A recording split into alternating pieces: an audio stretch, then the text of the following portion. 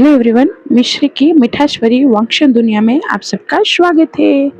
वांगशन love forever and ever के साथ मैं हूँ मिश्री। मैं आप सबके लिए फिर से वांगशन की एक न्यू स्टोरी लेके आ गई हूँ। इस बार हमारी वांगशन की जो न्यू स्टोरी है वो वांगशन वर्सेस फिश के लिए है। और इस स्टोरी में इस बार के जो टॉपिक है वो है सोल स्विच एंड रिग्रेट। और मेरी स्टोरी का टॉपिक है रिग्रेट और मेरी स्टोरी का नाम है हाउसवाइफ। मुझे किसी ने मैसेज किया था कि हाउसवाइफ होती है उसे सिर्फ झाड़ू पोछे ही करना चाहिए, उसके अलावा उसे कुछ नहीं करना चाहिए। सो मैं उसे ये आंसर देने के लिए ही ये स्टोरी लेके आई हूँ कि हाउसवाइफ जो होती है वो सच में अपने आप को हाउसवाइफ कहलाने के लिए रिग्रेट करती है, गिल्टी है या फिर नहीं, या फिर उसे अपना हाउसवाइफ बनना बेशक बहुत पसंद है। वही हमारी इस बार की स्टोरी है। सो अगर आप लोगों को ये स्टोरी पसंद आए, इस स्टोरी को लाइक करना, शेयर करना, कमेंट करना और सब्सक्राइब भी करते जाना। और हाँ, यहाँ पे रिजल्ट लाइक पे मिलता है, व्यू पे नहीं। इसीलिए अगर आप लोगों को मेरी स्टोरी पसंद आए तो प्लीज़ लाइक करते जाना, ताकि शायद मैं 1 से 5 में कहीं पे तो आ जाऊँ।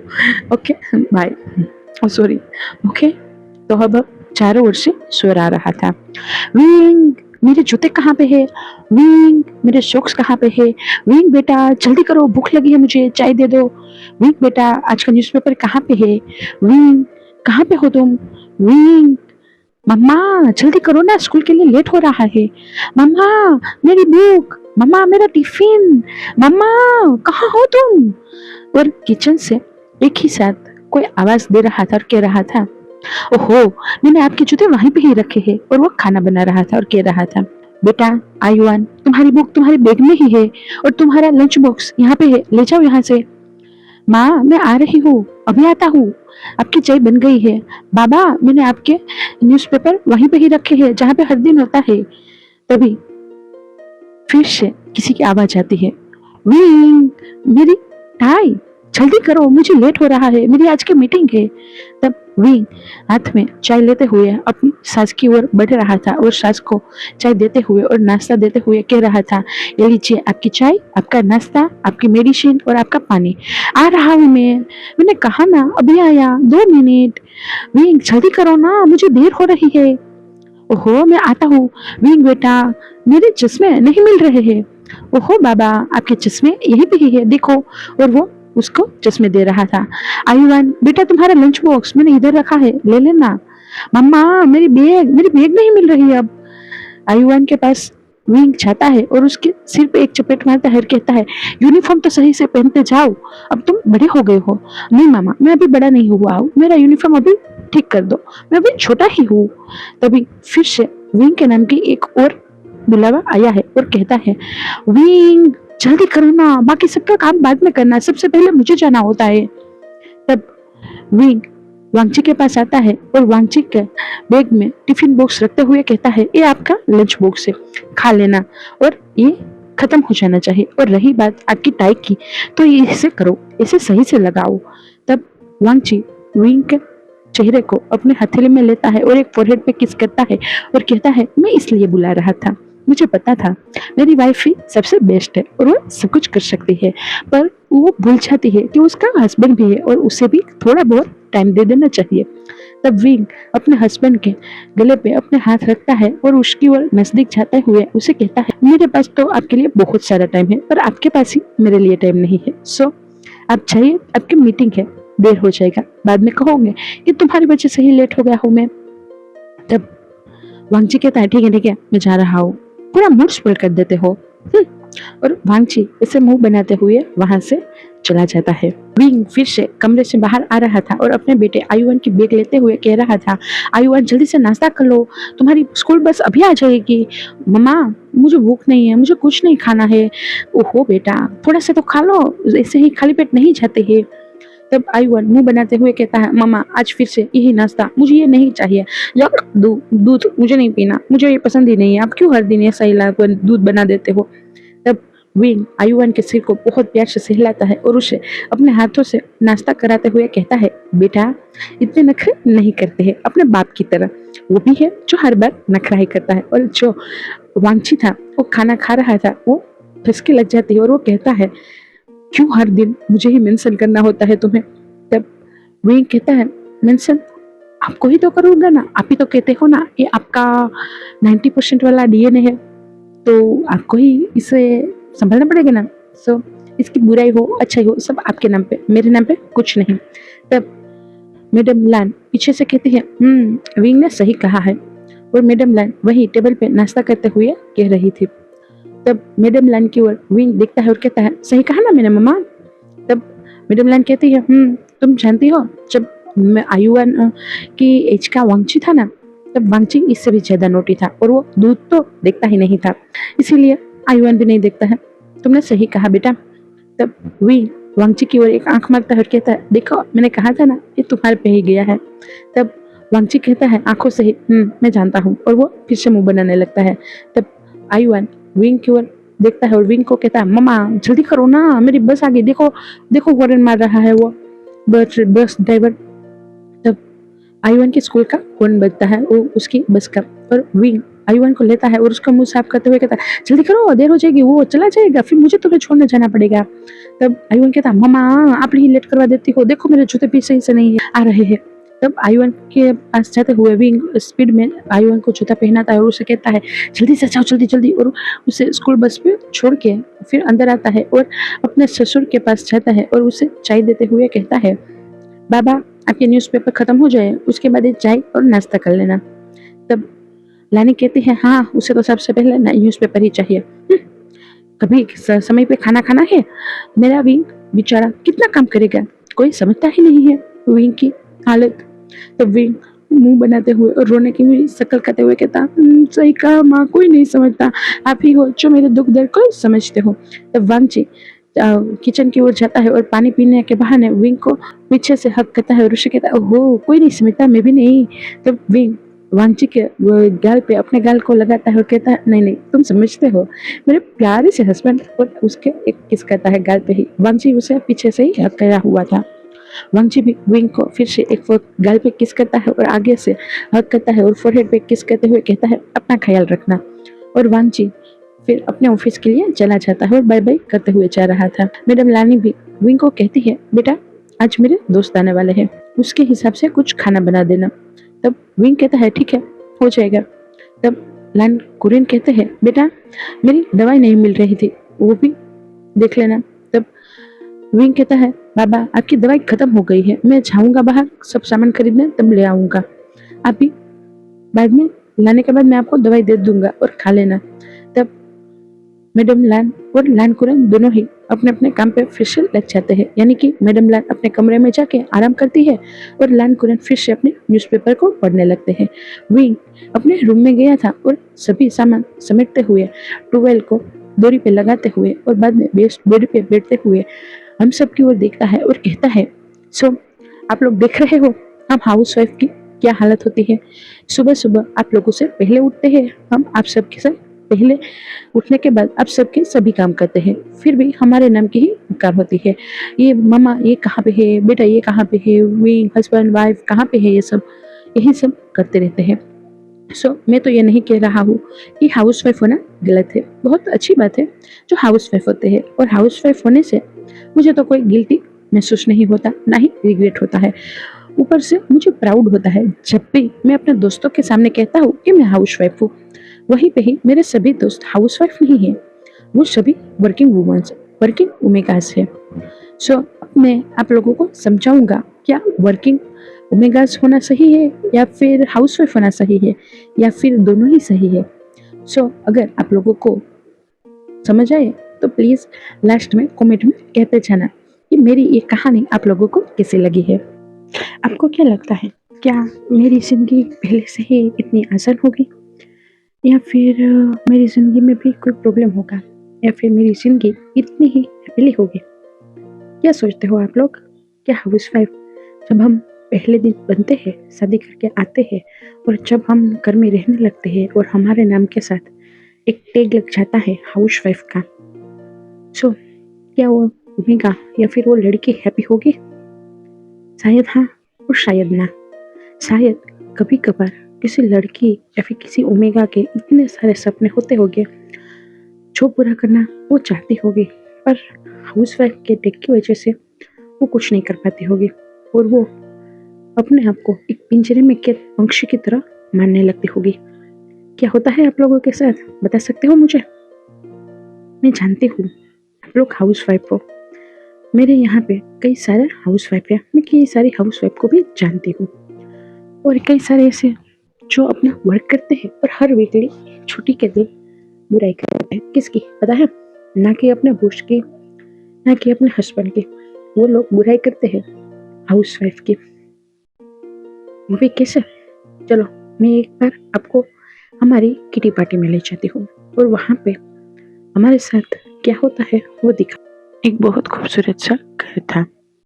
वो मिडिल क्लास तो नहीं लग रहा था, उससे अपर का लग रहा था, थोड़ा सा हाई क्लास। वहाँ पे कई सारी ओमेगास थी जो किटी पार्टी करने आई थी।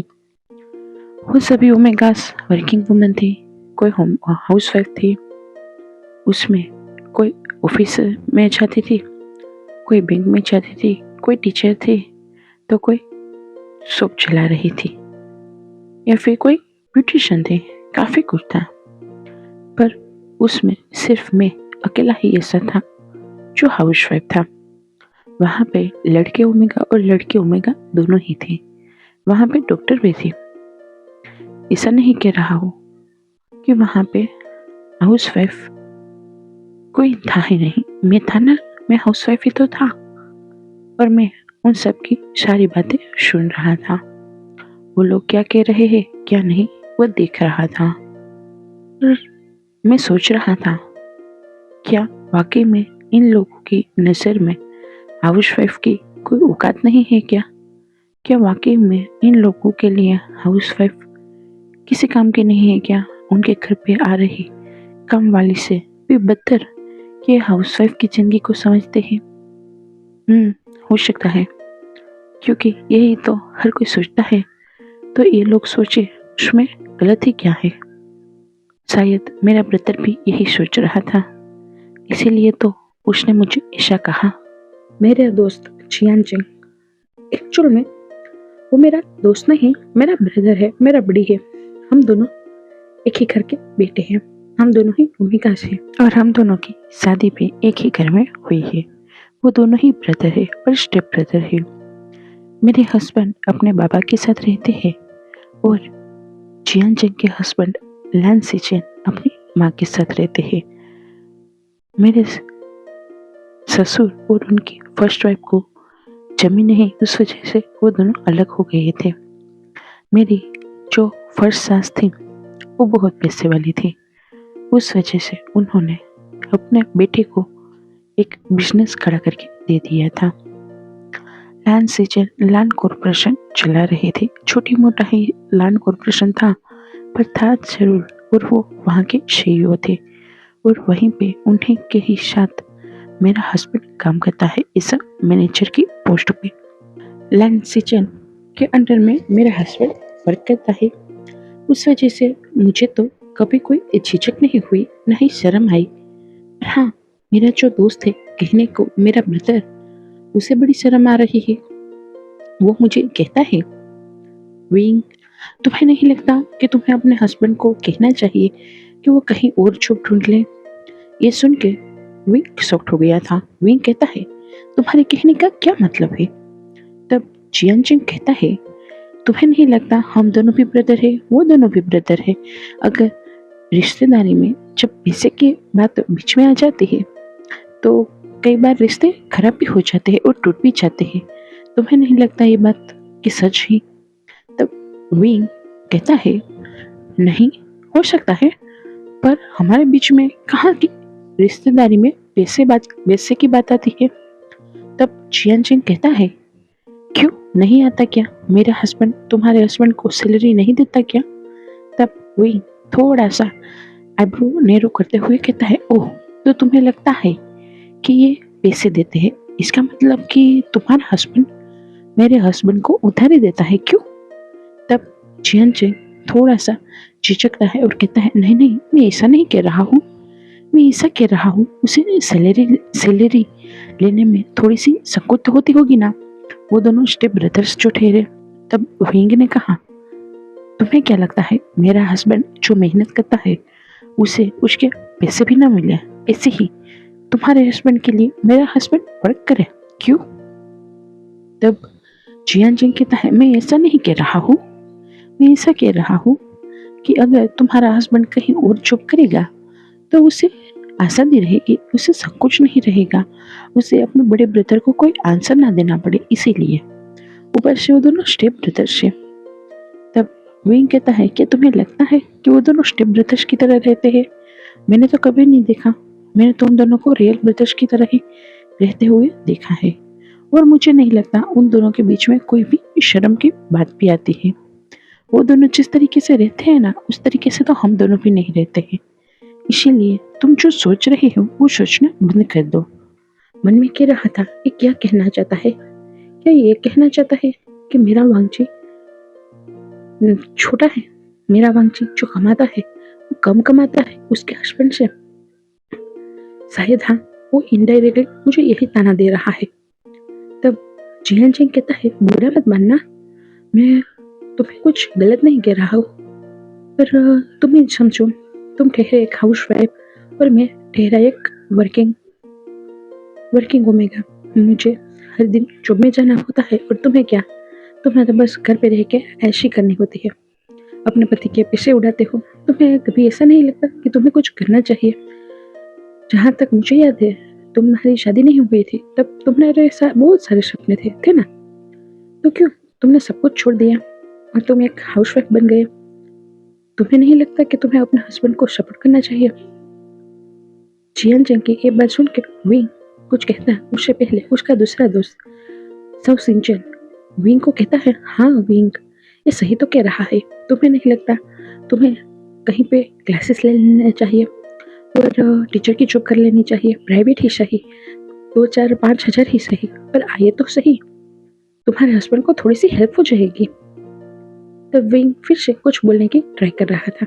तब फिर से उसका तीसरा दोस्त कहता है, मुझे लगता है विंग, मुझे लगता है तुम स्टडी में बहुत क्लेवर थे, तो तुम्हें अपने कोई सरकारी एग्जाम दे देनी चाहिए थी, जिस वजह से तुम्हें बैंक ही सही कहीं पे जॉब तो मिल जाती।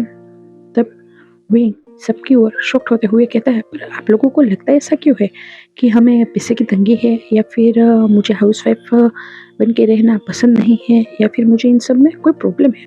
उसका जो तीसरा दोस्त था वो था मिंग्याओ। मिंग्याओ कहता है, पर मुझे तो यही लगता है कि तुम्हें कोई प्रॉब्लम है।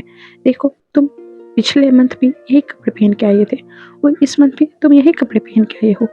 तुम्हारे पास पैसे नहीं होंगे, इसीलिए तो तुम नए नए कपड़े भी नहीं खरीद रहे हो। तब विंग कहता है, ओह, तो तुम्हें लगता है कि कपड़े एक जैसे पहनने की वजह से मुझे प्रॉब्लम होती है, या फिर मेरा स्टेटस डाउन हो जाता है? तब मिंग्याओ मुंह बनाते हुए कहता, एक्चुअली हो सकता है सर, मैं नहीं कह रहा, बाकी अदर कहते होंगे। और वो मुंह बनाने लगता है। इसका मतलब यही था कि हाँ, मुझे ये पसंद नहीं आ रहा है तुम्हारा एक ही कपड़े पहन के इस पार्टी में आना, क्योंकि ये घर मेरा है और मुझे ये सब पसंद नहीं है। तब जियान चेक कहता है, ब्रदर, गलत मत समझना, पर ये सच है। तुम जानते हो, हम ऑफिस में जाते हैं, वहाँ पे हमें कितना सम्मान मिलता है, हम खुद के पैसे अर्न कर सकते हैं और हम खुद अपनी मर्जी के मालिक होते हैं। तब विंग कहता है, तुम्हें क्या लगता है कि मैं अपनी मर्जी का मालिक नहीं हूँ? तब जियान चंग कहता है, आई डोंट नो, हो सकता है और हो भी नहीं सकता, वैसे भी तुम्हारी सास और ससुर भी तुम्हारे साथ ही रहते हैं। तब विंग कहता है, एक बात कहूँ तुम्हें, वो सास ससुर सिर्फ मेरे नहीं है, तुम्हारे भी है, तुम्हें भूल रही हो, क्योंकि हम दोनों के जो भी हस्बैंड है वो उनके बेटे हैं। हाँ, मान सकता हूँ कि एक स्टेप है और उनका रियल बेटा है। तब जियान चंग का मुंह ही बन गया था। जियान सिंह कहता है, जैसे तुम्हारी मर्जी। अब मैं कुछ नहीं कहूँगा, मैं जब भी कहता हूँ तो तुम्हें बुरा लग जाता है। विंग कहता है, पर मैंने कब बुरा माना, और तुम लोगों को ऐसा क्यों लगता है कि हाउसवाइफ की कोई कीमत नहीं होती, हाउसवाइफ कोई काम नहीं करती है।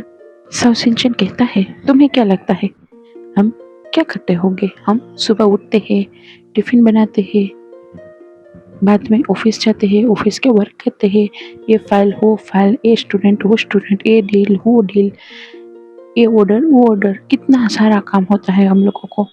फिर हम शाम को घर पे आते हैं, फिर से खाना बनाते हैं, और रात को हमारे पतियों को हम शो करते हैं। तुम्हें क्या? कुछ नहीं, बस पूरा दिन आराम। सुबह उठो, टिफिन बनाओ, बच्चों को स्कूल भेजो, हस्बैंड को भेज दो, बाद में घर के काम करो, झाड़ू पोछा करो, दोपहर को सो जाओ, फिर से शाम को खाना बनाओ, और बाद में अपने हस्बैंड के साथ टाइम स्पेंड करो, अपने हस्बैंड को सर्व करो। वही तो तुम करते हो, वही काम जो काम एक काम वाली बाई करती है हमारे घर में। हमारे घर में काम वाली बाई भी झाड़ू पोछा की पैसे लेती है, पर तुम वो काम फ्री ऑफ करते हो। क्या तुम्हें लगता है जो काम फ्री में होता है उसके कोई वैल्यू होती है? बिल्कुल नहीं। क्या तुम्हें लगता है कि तुम हाउसवाइफ के टेक के साथ हैप्पी हो क्या? शायद नहीं, या फिर हो? कभी तो बता दो मुझे।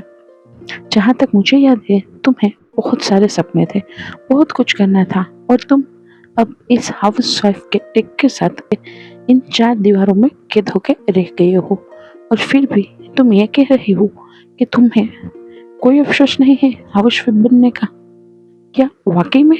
क्या सच्चे दिल से तुम हैप्पी हो हाउसवाइफ के टेक के साथ? और क्या तुम्हें लगता है कि हम जो कर रहे हैं वो सही नहीं है? तब विंग कहता है, नहीं, मैं ऐसा नहीं कह रहा, आप लोग जो कर रहे हैं वो गलत हो, और मैं जो कर रहा हूँ वो सही है।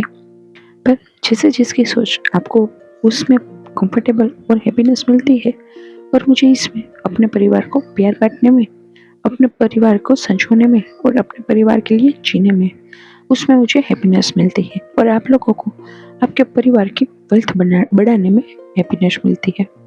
हम दोनों में से कोई भी गलत नहीं है और कोई भी सही नहीं है, जो जहाँ है वो वहीं पे ही ठीक है। तब मैंग्यो कहता, हाँ यही तो है, हमारे यहाँ पे काम वाली बाई और ये सारे काम करती है। मुझे लगता है कि हाउसवाइफ की हैसियत काम वाली बाई जैसी भी नहीं है, क्योंकि काम वाली बाई जो भी आती है उसको पैसे मिलते हैं उनके काम के, तुम्हें वो तक नहीं मिलता। तब विंग को इस बात का बहुत बुरा लग जाता है, और वे गुस्से से खड़ा हो जाता है, और गुस्से से उन लोगों से कहता है, शायद तुम लोगों को ऐसा लगता होगा हाउसवाइफ बनना शर्म की बात है, पर मुझे नहीं लगता। गर्व है अपने घर के हर काम करने से, मुझे गर्व है अपने सास ससुर की सेवा करने से, मुझे गर्व है अपने बेटे का हर होमवर्क करवाने से, मुझे ये तक गर्व है अपने हस्बैंड को सर्व करने से। मैं तुम लोगों की तरह सुबह उठ के झिझक नहीं करती हूँ, मैं टिफिन ऐसे ही नहीं बना देता हूँ, उसमें प्यार डालता हूँ, उसमें अपनापन डालता हूँ, और उसके मैं अपने पति का, अपने बेटे का, हर एक फेवरेट चीज बनाता हूँ। तुम लोगों के घर के काम सभी काम वाले आके करते हैं, और ऊपर चलो वो ऐसे ही जैसे काम वाले लोग करते हैं, मैं ऐसा नहीं करता हूँ, पूरे दिल से अपने घर को सजाता हूँ।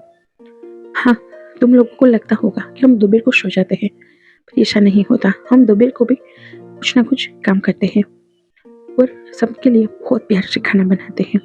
रही बात सास ससुर की, तो हाँ, हम करते हैं उनकी सेवा, क्योंकि उसे हम अपने माँ बाप मानते हैं।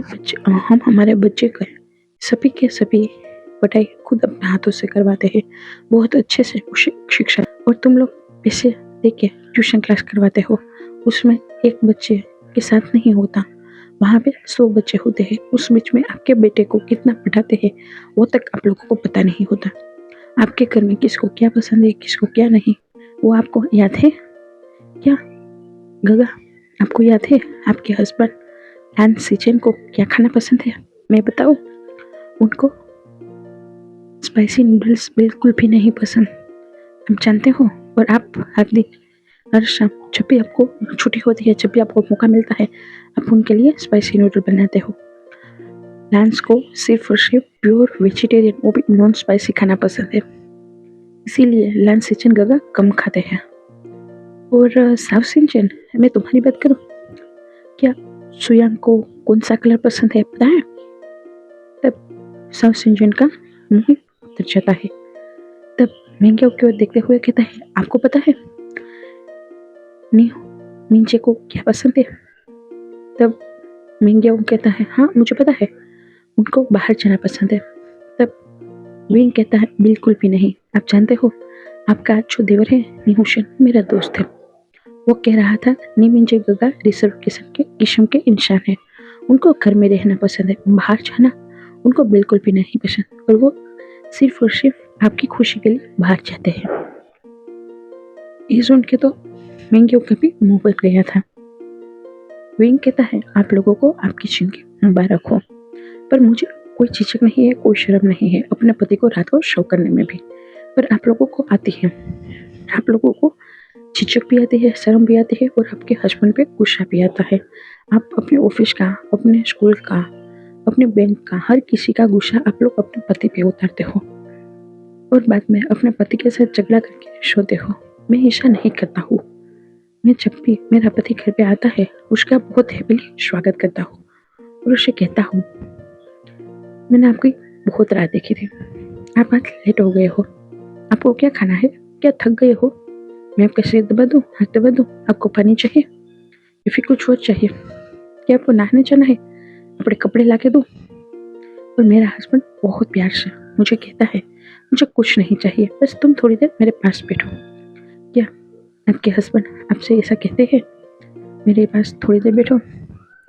अगर आप लोग उनके पास थोड़ी देर बैठने भी जाओगे ना तो आप झगड़ा करने लगोगे, क्योंकि आप अपने ऑफिस वर्क काम से और घर के काम से थक जाते हो, उस वजह से चिड़चिड़े हो गए हो, और इन सभी चीज़ों का जो भी असर है आपके खुद के रिश्ते पे डालते हो। मैं ऐसा नहीं करता हूँ, मैं पूरे दिल से अपने पति के साथ हैप्पी रहता हूँ। एक पल की बता दो कि आप लोग अपने पति के साथ हैप्पी हो? नहीं हो ना। मैं ऐसा नहीं कहता कि आप लोग वर्किंग वूमेन का हो तो आप गलत कर रहे हो, ऐसा कुछ नहीं है।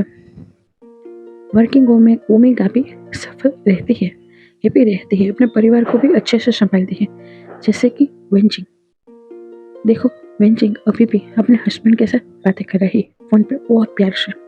क्या उसने एक बार भी आप लोगों की जो मगजमारी है उसमें बात किया? नहीं किया। वो पूरा दिन डॉक्टर है, वो डॉक्टर है, उस वजह से उसे कितने सारे पेशेंटों का सामना करना पड़ता है, पर एक बार भी वो उफ नहीं करती, पर अपने हस्बैंड को रात को बहुत प्यार से हैंडल करती है, और जब भी मौका मिलता है तब वो हैंडल करती है। अभी भी वो अपने हस्बैंड के साथ ही बातें कर रही है, देख सकते हो आप लोग। सभी उसकी ओर देखते हैं। तब वेंचिंग अपने हस्बैंड से बहुत प्यार से कह रहे थे, मैंने खाना खाया था, पर आप होते तो अच्छा लगता है, हम दोनों कितने टाइम से साथ में खाना नहीं खाया है, मेरा भी काम होता है और आपका भी, कब आपको छुट्टी मिलने वाली है, मुझे भी आपके साथ थोड़ा सा क्वालिटी टाइम स्पेंड करना है। ये सुन के सबके चेहरे के रंग ही उतर गए थे। तब वही कहता है, इससे प्यार से बात करते हैं, न कि आपकी तरह। मैं चाहता हूँ, और अगले संडे को मुझे बुलाना मत, अगर आप लोगों को मेरे साथ ऐसा ही बर्ताव करना है। और विंग वहाँ से चमकते हुए चला जाता है, और वो बड़बड़ा रहा था, तुम लोगों को क्या ज़रूरत है, मैं हाउस वाइफ हूँ या नहीं, उससे कोई फर्क पड़ता है क्या? तुम लोग अपनी लाइफ में खुश रहो ना, मुझे मेरी लाइफ में खुश रहने दो, मैं भी खुश हूँ। कभी कभार हाँ चले पे नमक छिड़क देते हो तुम लोग। और वो फिर से अपने घर की ओर चला जाने लगा था। अब विंग जो भी रूम में था वो हम लोगों को बताता है, नॉक नॉक नॉक नॉक, आ गए क्या तुम लोग, देखा कैसी होती है किटी पार्टी। हाँ मैं भी मानता हूँ हाउस वाइफ होना बहुत मेहनत का काम है, और सही बात कहा उन्होंने कि हमें कोई सैलरी भी नहीं देता और हम पूरा दिन काम करते हैं, 24 घंटे काम करते हैं। मैं मान सकता हूँ, हम करते हैं 24 घंटे काम करते हैं, और रिजल्ट में हमें क्या मिलता है, सिर्फ इतना कि तुम हाउस वाइफ हो। तुमने क्या काम किया, तुम कहाँ काम करने चाहते हो, तुम कहाँ पैसे कमाते हो, यही ना मिलते हैं ना ऐसे ताने। मुझे भी मिलते हैं, सॉरी मिलते थे, अब नहीं मिलते हैं। पता है क्यों? क्योंकि मैंने अपने पूरे परिवार को प्यार से बांध रखा है। हाँ गुस्सा आता है, कभी कभी बहुत आता है। तब मैं क्या करता हूँ पता है, मेरे वांगजी का सिर खपा लेता हूँ और उसे खा जाता हूँ। उस पर गुस्सा निकल लेता हो और मेरा वांछी चुपचाप मेरा गुस्सा सुन भी लेता है, क्योंकि वो भी जानता है पूरा दिन सबको संभालना भी इतना आसान नहीं होता। वो लोग ऑफिस में जाते हैं, सिर्फ अपने एक बॉस को ही संभालते हैं, तब भी वो लोग थक जाते हैं। और जो भी हाउस वाइफ होती है वो पूरा दिन घर में रहती है, बच्चे को संभालती है, उसे संभालती है, सास ससुर को संभालती है, सबके सभी टाइम को संभालते हुए वो भी थक जाती है, वो भी चिढ़ जाती है। इसीलिए वो गुस्सा करती है सब पे। और रही बात मेरी, तो मैं भी करता हूँ, मैं मना नहीं कर सकता, बहुत गुस्सा करता हूँ। क्या आपको लगता है क्या मेरा सपना हाउस वाइफ बनने का होगा? क्या हाउस वाइफ बन के मुझ जैसा अच्छा परिंदा हैप्पी होगा? तो अब हम इसी सवाल पे जाते हैं और मेरी ये जिंदगी को देखते हैं जब मैं अपने माँ बाप के घर पे थी। आप लोग बहुत अच्छे से जानते होंगे हाउस वाइफ जो है वो खुद के लिए नहीं जीती है, वो अपने परिवार के लिए जीती है। पहले अपने हस्बैंड के लिए, बाद में सास ससुर, बाद में बच्चे, और इनसे भी ऊपर अपने खुद के माँ बाप के लिए, और भाई जो भी हो, बाकी के रिलेटिव्स, उन सब के लिए, उन सब के बीच में वो खुद को भूल जाती है, वही हाउस वाइफ होती है। मैं ऐसा नहीं कहूँगी कि जो हाउस वाइफ खुद को नहीं भूलती और खुद को प्रायोरिटी देती है वो गलत है, बिल्कुल भी गलत नहीं है। क्योंकि हाउस वाइफ जो है वो खुद के लिए भी जी सकती है, उसे अगर टाइम मिल जाए तो अपने आप को भी हैप्पी कर सकती है, अपने सपने पूरे कर सकती है। ये तो एक लेक्चर की बात है, पर यही सही है। आप लोग अपने आसपास के जो भी हाउस वाइफ है उनको देख सकते हो, वो हाउस वाइफ के पूरे दिन के दिनचर्या को आप देख सकते हो। क्या वो खुद के लिए कभी टाइम लेती है? शायद नहीं, कभी नहीं लेती। और हाँ, हो सकता है कुछ लेती भी होगी, पर क्या वो गलत है? बिल्कुल नहीं। हाउस वाइफ होना कोई गुनाह भी नहीं है और कोई सजा भी नहीं है। मेरी कहानी बताता हूँ। मैंने बस अपनी कॉलेज खत्म ही की थी और मेरे बाबा जियांग फेमिया उस दिन मेरे पास आए। उन्होंने मुझे कहा, तुम्हारी कॉलेज खत्म हो गई, तुमने छुट्टियां भी मना ली और तुम बहुत हैप्पीली हो। तब मैंने कहा हाँ हूँ। तो मेरे बाबा ने कहा मुझे, अब तुम क्या करना चाहते हो? तब मैंने कहा, ओहो बाबा, आप बहुत अच्छे से जानते हो, मुझे मेरे सपने जीने हैं, मुझे जॉब करनी है, घूमना है और राइटर बनना है। तब आपको पता है मेरे बाबा जियांग फेमिया ने मुझे क्या कहा? मैंने तुम्हारे लिए एक लड़का देख लिया है, उसे तुम्हारी शादी अगले मंथ होने वाली है। ये सुनने के साथ ही मेरे हाथ में जितना भी सामान था मेरे मेकअप का वो सभी गिर गया। ये देख के मेरा बड़ा भाई जियान चेंग, जो आपको पता ही है, पिछले बार आपने मेरे सुना था मेरी कहानी में, वही जियान चेंग जोर जोर से हंसता है और वो कहता है कोई तो कह रहा था उसे शादी नहीं करनी, उसे ऐसे अल्फा की झंझट में पढ़ना ही नहीं है और उसे अपने सपने जीने हैं, उसे आज़ादी चाहिए, उसे बाबा आज़ादी देंगे, उसे जो करना है वो करने देंगे। So sad. तुम्हारी भी शादी होने ही वाली है मेरी छोटी ब्रदर। तब विंग मुंह बनाते हुए जियान चेंग की ओर देखता है और उसे कहता है, तुम चुप रहो, तुम बहुत ही अच्छे से जी रहे हो ना अपनी शादीशुदा लाइफ, तो उसे ही एंजॉय करो, मुझे मत घसीटो इसमें। तब मेरी माँ मैडम यू ने बहुत प्यार से हाथ सिर पे सहलाते हुए और मुझे बाटली में उतारते हुए कहा, बेटा विंग, वो लड़का बहुत अच्छा है, सच में वो अल्फा बहुत अच्छा है, तुम्हारे हर सपने पूरे करेगा। और क्या पता वो तुम्हें काम भी करने दे जिससे जियान चेंग को करने दिया, क्योंकि आफ्टर ऑल वो है तो दोनों ही ब्रदर्स ना। तब विंग कहता, क्या उसका वो सड़क ब्रदर, वो खड़ूस लान वांगची, नहीं उससे तो मैं कभी शादी नहीं करूंगा, वो कितना खड़ूस है, ये जियान चेंग की शादी में मुझे मिला था, कितना गुस्सा कर रहा था मुझ पे, मुझे उससे कोई शादी नहीं करी। जब देखो तब उसका गुस्सा उसकी नाक पे ही रहता है और उसकी नाक, उसकी नोज लाल ही रहती है, मुझे इसे कोई अल्फा से शादी नहीं करनी। तब मेरे पापा ने बहुत कामली, बिना मुझ पे गुस्सा किया, बिना मुझे कुछ कहे, बिना धमकाए, पर बहुत ही स्ट्रिक्टली ऑर्डर देते हुए कहा, शादी की तैयारियां स्टार्ट कर लेना। तुम्हारी शादी की डेट आ गई है और अगले मंथ की 29 तारीख को तुम्हारी शादी है। तुम्हें जिसे बुलाना हो उसे बता देना, मैं उन सबको इनविटेशन कार्ड भिजवा दूंगा। ये सुनने के साथ ही ऐसा कहूँ, ये कहने के साथ ही मेरे बाबा वहां से चले गए। ना ही मेरी हाँ सुनी, ना ही मेरी ना सुनी, और ना ही मेरी जिंदगी में मुझे क्या चाहिए वो सुना। मेरी माँ ने मुझे कहा, तुम ओमेगा हो और तुम्हें ये करना ही होगा। तुम हमारे घर पे नहीं रह सकते हो। तुम्हें शादी करके अपने ससुराल जाना होगा और उस घर को ही अपना बनाना है। ऐसे ही मुंह बनाते बनाते मेरी शादी की डेट आ गई। शादी भी हो गई। बहुत सिंपल शादी थी, इतनी चाहो चाहली भी नहीं थी, क्योंकि वो भी मिडिल क्लास और हम भी मिडिल क्लास। सिर्फ रिश्तेदार ही थे, करीबन 500, उससे ज्यादा नहीं थे। और हम लोग हैप्पीली मैरिड कपल हो गए। सब लोग मुझे आशीर्वाद दे रहे थे, और कुछ तो जो बुढ़ी अम्मा होती है ना, वो मुझे कह रही थी, दूधो ना ओपू तो फलो। मैंने मन में कहा, क्या दूधो ना ओपू तो फलो, इतनी जल्दी? अभी तो मेरी शादी भी हुई है, आज ही मेरी शादी हुई है, और इतनी जल्दी इन लोगों को बच्चा भी चाहिए। मैं कोई बच्चा नहीं करने वाला हूँ, मुझे अपनी खुद की आजादी चाहिए। क्या आप लोग समझते नहीं हो? मैं मन में ही गुस्सा कर रहा था। पता नहीं कैसे मेरे हस्बैंड को ये बात समझ में आ गई, और उसने बहुत प्यार से मेरी हथेली को पकड़ा, मेरी हाथों को पकड़ा, और मेरी हथेली मेरे पाम पे अपनी उंगली फिराने लगा, और बहुत ही कंफर्टेबली काम डाउन करते हुए मुझे कहा, काम डाउन हो जाओ, तुम्हारे अग्रेसिव फेरोमोन्स बाहर आ रहे हैं। ये सुन के मुझे लगा वो मुझे चिढ़ा रहा है, और मैं गुस्से से उसकी ओर घूरने लगा। तब मेरा हस्बैंड लान वांगजी मुझे कहता है, गुस्सा मत करो, तुम्हारी ये, उसने कहा, तुम्हारी एक कातिल आंखें सीने पे छुरियां चला रही है। ये सुन के मैं ब्लश हो गया, और मैं दूसरी ओर देखने लगा।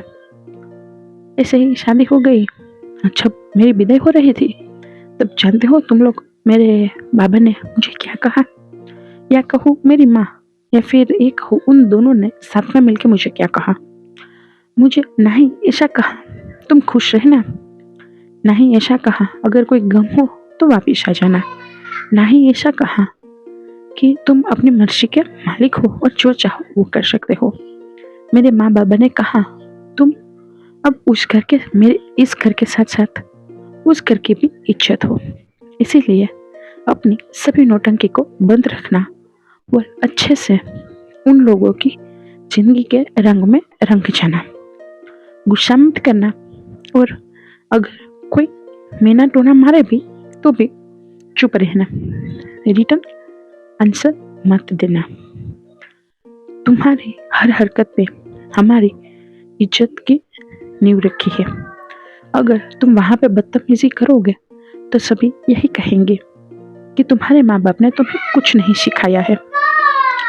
इसीलिए तुम्हें हर पल ये याद रखना होगा कि तुम्हारे हर बर्ताव के साथ यह जुड़ा जाएगा कि तुम में कितने संस्कार हम लोगों ने दिए हैं और कितने नहीं।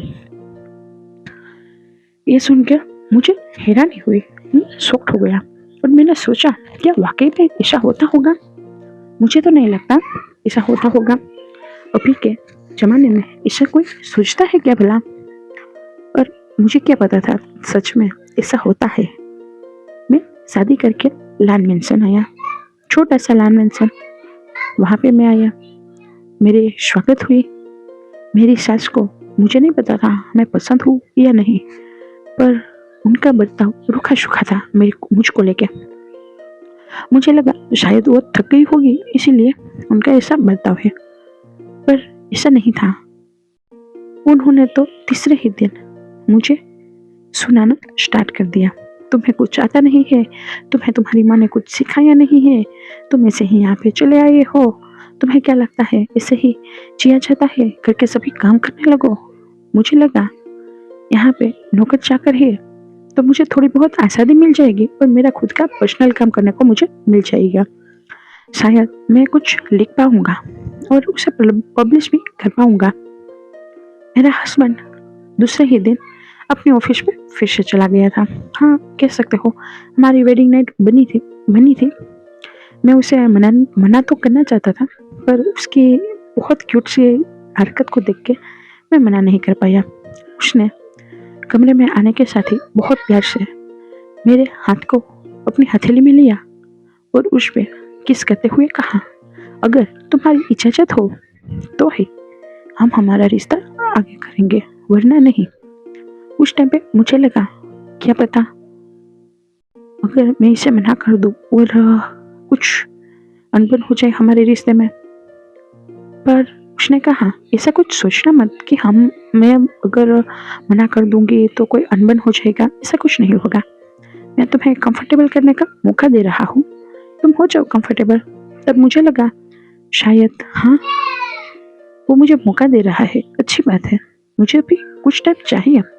पर ये मेरी गलत फहमी थी। जैसे ही मैं बेड पे आया, उसी के साथ ही मेरा हस्बैंड पीछे से मुझे हक करता है और वांगची ने मेरे कानों में कहा, पिंक, तुम बहुत खूबसूरत हो और तुम्हारी ये कमर, मेरे हाथ मचल रहे हैं इस पे जाने के लिए। और मैंने उसे परमिशन दे दी और यही मेरी सबसे बड़ी गलती थी। जैसे ही उसने मेरी कमर पे हाथ डाला, उसी के साथ ही वो आहिस्ता आहिस्ता करके मेरे पूरे बदन को छूने लगा और मुझे एक्साइटेड करने लगा।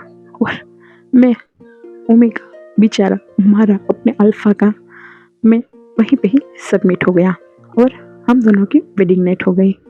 सुबह उठ के मुझ पर बहुत गुस्सा आया, पर फिर उसे कामली सोता हुआ देख के मुझे लगा आज नहीं तो कल ये होना ही था। और ये झलक मुझे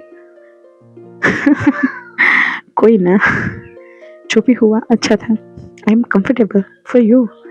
तब उसने एक आंख खोल के बहुत प्यार से कहा, वाकई में मेरे साथ कंफर्टेबल हो गए, तो अभी दूसरा राउंड हो जाए। और वो फिर से मुझ पर टूट पड़ा।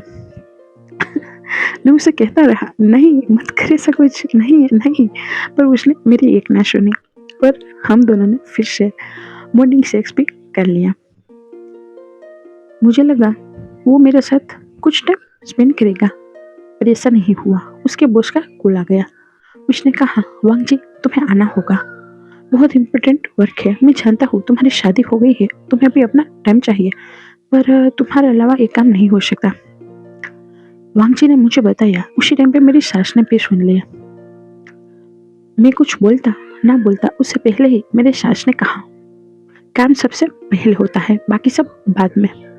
उन सब के लिए पूरी जिंदगी पड़ी है, इसीलिए तुम अपने काम पे जाओ। और इसका क्या है, इसे अपने रूम में भेजने को कह दो। उस टाइम पे मुझे बहुत हर्ट हुआ था। मुझे लगा, क्या इनकी नज़र में मेरी कोई वैल्यू नहीं है जो मुझे इस तरीके से बुला रही है, मेरा नाम भी नहीं ले रही है। फिर भी मैंने जाने दिया और वांग जी को हंसी खुशी जाने को कहा। वांग जी मेरे फोरहेड पे किस किया, मेरे गालों को सहलाया और बहुत प्यार से कहा, तुम कंफर्टेबल हो जाओ, हम शाम को मिलते हैं, मैं तुम्हारे लिए कुछ लाऊंगा। जैसे ही मेरी सास ने ये सुना, उसने कहा, उसके लिए कुछ लाने की क्या जरूरत है, इतना कुछ तो शादी में खरीदा है, अब क्या खर्चा करना।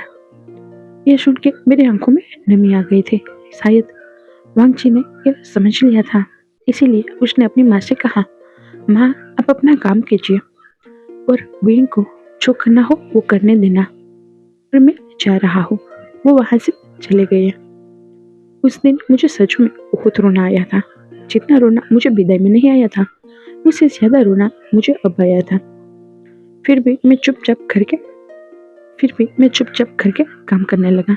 मुझे लगा था, अगर मैं काम नहीं करूँगा तो क्या पता वो मुझे ऐसा भी कह सके कि तुम्हारी माँ ने तुम्हें कोई काम ही नहीं सिखाया। और हुआ भी ऐसा ही। पर दूसरे दिन यानी कि तीसरे दिन उन्होंने सुबह सुबह में थोड़ा सा लेट के हो गए सुनाना स्टार्ट कर दिया। तुम्हारी माँ ने तुम्हें वक्त पे उठाना नहीं सिखाया क्या? तुम्हें नहीं पता क्या वांची का टिफिन करना होता है? तुम्हें नहीं पता क्या तुम्हारे बाबा के लिए चाय बनानी होती है? तुम्हें नहीं पता क्या हमारे लिए नाश्ता बनाना होता है? इधर उधर की बातें इतना कुछ सुनाया कि मेरा पेट ही भर गया। मैंने सुबह का नाश्ता ही नहीं किया, क्योंकि उन्होंने कहा हमारे घर पे 9 बजे तक सारा काम हो जाना चाहिए। मुझे देरी पसंद नहीं है और दोपहर का खाना 12 बजे से पहले रेडी हो जाना चाहिए। और हाँ, वांगची का टिफिन भी पहुंच जाना चाहिए। उसका टिफिन 11 बजे यहाँ से भेजने का होता है। ये सुनकर मैं शॉक्ड हो गया। क्या 11 बजे? पर अभी तो 9 बज गए हैं। मुझे अपने खुद का पर मेरी सास ने मुझे और कुछ सोचने तक का मौका नहीं दिया और उन्होंने कहा, तुम सुन रहे हो या नहीं? तुम्हें काम करना है, जल्दी करो। मैं नहीं चाहूंगा कि मेरा वांगची भूखा रह जाए। उसे वहां पे कुछ ही देर के लिए ब्रेक मिलता है, उसमें भी तुम इस तरीके से लेट करोगे तो कैसे चलेगा? तब मैं आंखों में नमी लिया फिर से टिफिन बनाने की तैयारी में जुट गया था। दोपहर हुई, सबने खाना खाया। जैसे ही मैं बेड पे लेटने जाने वाला था, उसी के साथ ही मेरी सास ने बुला लिया। उसने कहा, मेरे पैर दर्द कर रहे हैं, उनको दबा दो। मैं उनके पैर दबाने लगा। उस टाइम पे उन्होंने मुझे कहा, मुझे तो बिल्कुल पसंद नहीं थे, पता नहीं क्या तुम्हारे पापा को तुम्हें पसंद आ गया, सो तुम्हें यहाँ पे मुंह उठा के ले आए। ये सुन के मैं उसी टाइम पे रोने लगा। मैं उनको रिटर्न आंसर तक नहीं दे पाया और मैं रोने लगा। मैं वहां से खड़ा होकर चला गया। शायद बाबा ने ये बात सुन ली थी। बाबा ने मैडम लानी को गुस्सा करते हुए कहा, लानी, अपनी जुबान को संभाल के रखना। मैं नहीं चाहूंगा विंग को तुम हट करो। तुम्हारी केची जैसी जुबान से हर कोई हठी होता है। यह सुन के मेरी सास को गुस्सा आ गया और वो शाम को मेरे हस्बैंड वांगची जब घर पे आए तब उनके सामने सुनाने लगी और कहने लगी, तुम्हारा हस्बैंड आने के साथ ही मेरे घर में कंकास लेके आ गया है। तुम्हारे पापा ने आज मुझ पे चिल्लाया है। तुम्हारी वजह से मैंने इसको हाँ कहा था। तुम्हें ये पसंद था ना? तब मैं आंखों में नमी लिए चुपचाप ये सब सुन रहा था। मुझे लगा था मुझे कुछ बोलना चाहिए, पर उसी टाइम पे मुझे याद आया मेरे बाबा ने क्या कहा था। मेरे बाबा ने कहा था, तुम कुछ मत कहना, तुम कुछ मत बोलना।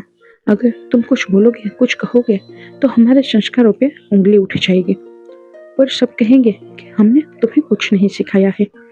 ये याद आते ही मेरे मन ने ये कहा, शायद यही ओमेगा की जिंदगी है। उनके लिए कोई फिक्र न खुद का नहीं होता है।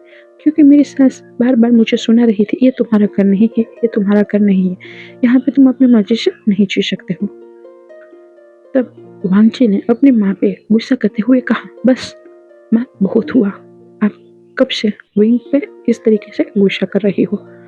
वो कुछ नहीं कह रहा, फिर भी आप चुप ही नहीं रह रही हो। अगर ऐसा ही रहा तो मैं आपको गांव में भेज दूंगा। वहां पे जो हमारा खानदानी घर है वहां पे जाके रहिए। मेरी ओमेगा को हट मत कीजिए। ये सुन के मेरी सास रोने लगी और उन्होंने कहा, मैं पिछले 10 सालों से यहाँ पे आके रह रही थी और आज तुम्हारे आने से मुझे मेरे इसी घर से बाहर निकलने की बातें हो रही है। तुम कैसी हो कलमुही? और मैं ये सुन के वहां से खड़ा ही हो गया और अपने रूम में चला गया। उस दिन के बाद से मेरी सास ने मेरे हस्बैंड वांगची और उनके बाबा लान कुरेन के सामने कुछ भी कहना बंद कर दिया। और जब भी हम अकेले होते तब वो मुझे ताने देने लगी थी, बहुत सारे ताने, इतने सारे कि वो सुन के मेरी आंखों में आंसू ही आ जाते। तुम्हें कुछ आता नहीं है, तुम्हें कुछ करना नहीं है, तुम्हें बस आलस आता है, तुम्हें सोना है, तुम्हें कोई काम नहीं आता, कैसा खाना बनाते हो, इसमें मिर्च ज्यादा है, ये फीका है, ये वो है, ये वो है। इसी बीच में मैं अपना खुद का सपना ही भूल गया। वो सपना जो मेरी आज़ादी की चाबी था, वो सपना जो मुझे राइटिंग का था, वो सपना जो मुझे जॉब करने का था। मैं गम में डूब गया। शायद हाँ, यही मेरी जिंदगी है। और मैंने वांगची से कहा था जॉब करने को। वांगची ने भी माँ को कहा कि मुझे जॉब करना है, पर मेरी सास ने कहा, कोई जॉब वॉब नहीं करनी, तुम जो कमा रहे हो वो इनफ है और तुम्हारे बाबा की भी पेंशन आती है, इसीलिए कोई ज़रूरत नहीं है इसे घर के बाहर जाने की। और वहीं पे ही इस घर के दरवाजे जो मेरे लिए बाहर जाने को थे वो बंद हो गए हैं और मैं इस घर में कैद हो गया।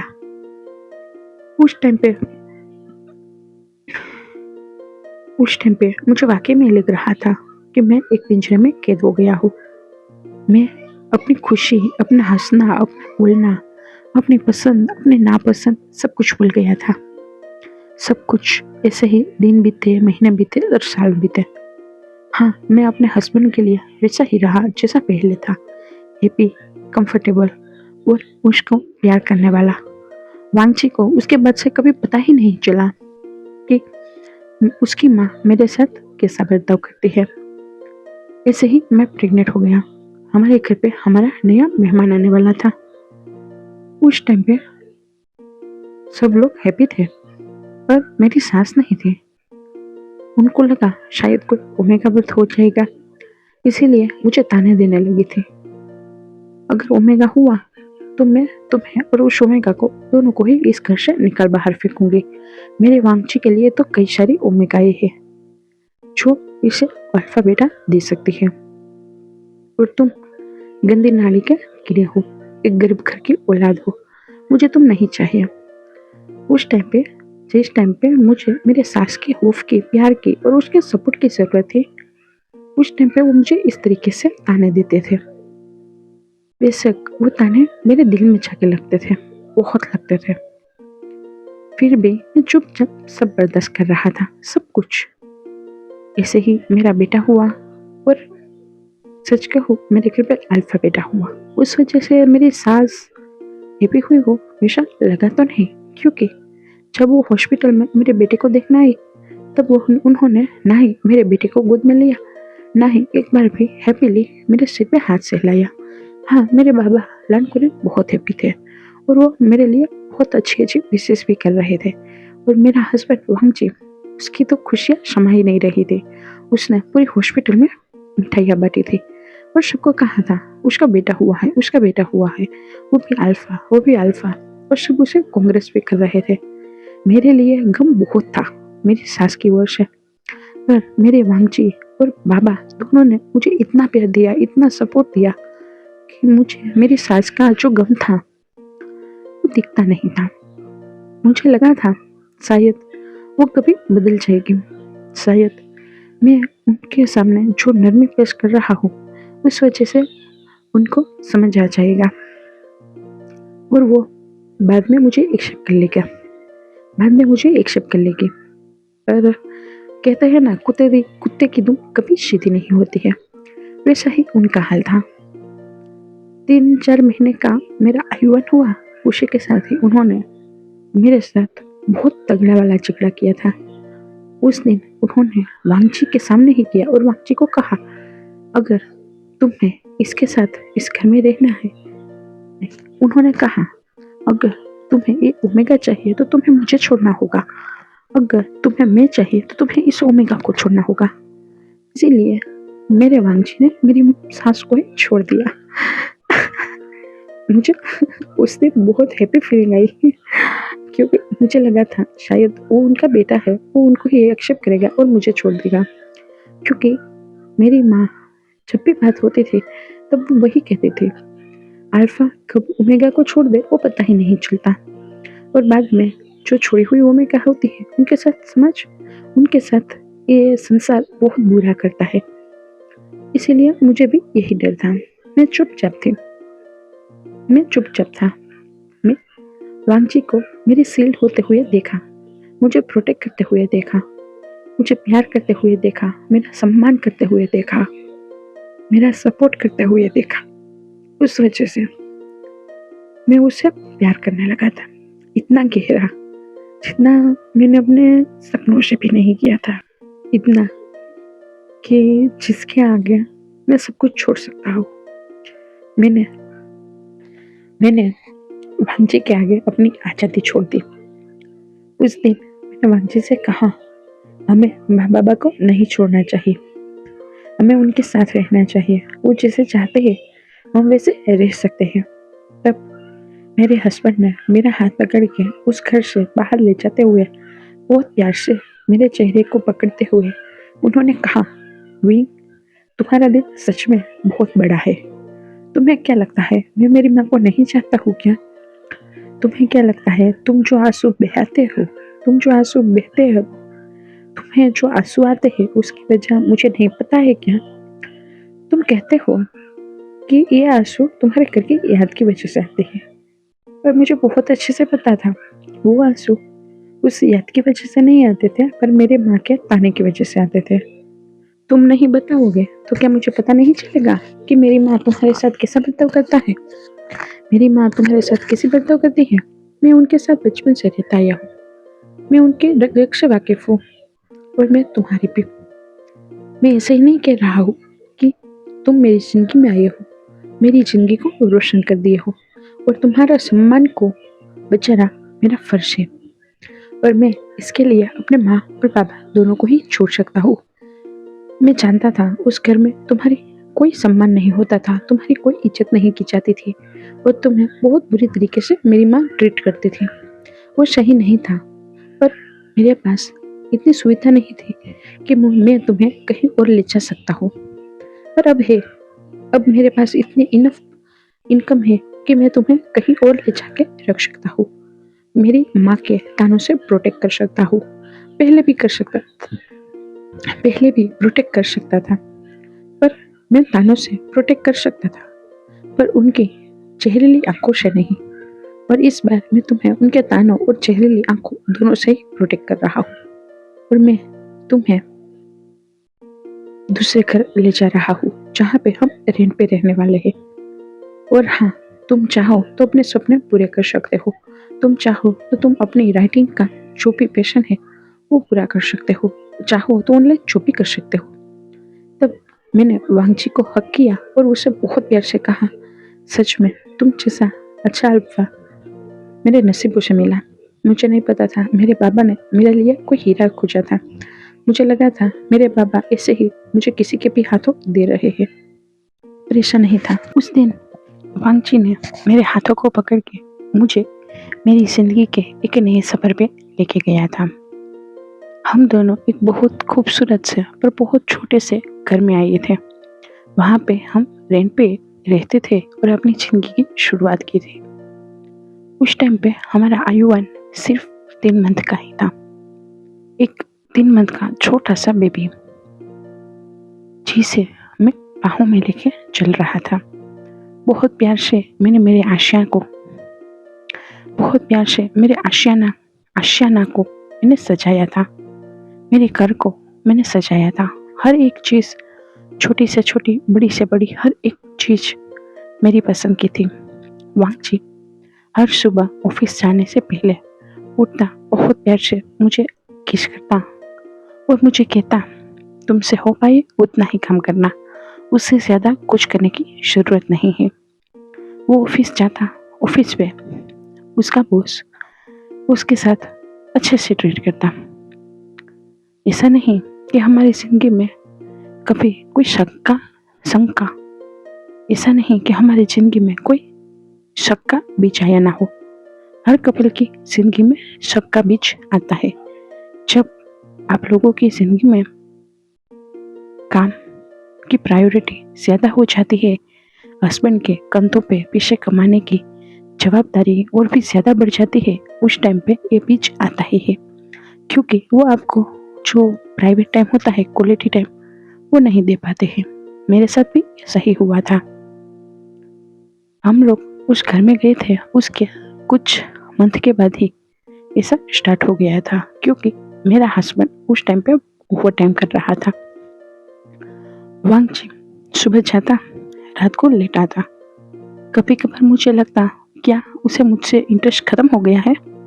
क्या मेरी वजह से वो अपने माँ बाप से दूर है? उस वजह से क्या उसे अब मैं पसंद नहीं आ रहा हूँ? क्या कुछ और है? क्या उसे कोई और ओमेगा पसंद आ गया? कभी कभार मुझे उसके कपड़ों पे कोई ओमेगा की स्मेल भी आती थी, उसकी फेरोमोन्स की। तब मेरा दिल धड़कता था, डरता था, और मन में एक सवाल आता था, क्या वाकई में मैं वर्थी नहीं हूँ?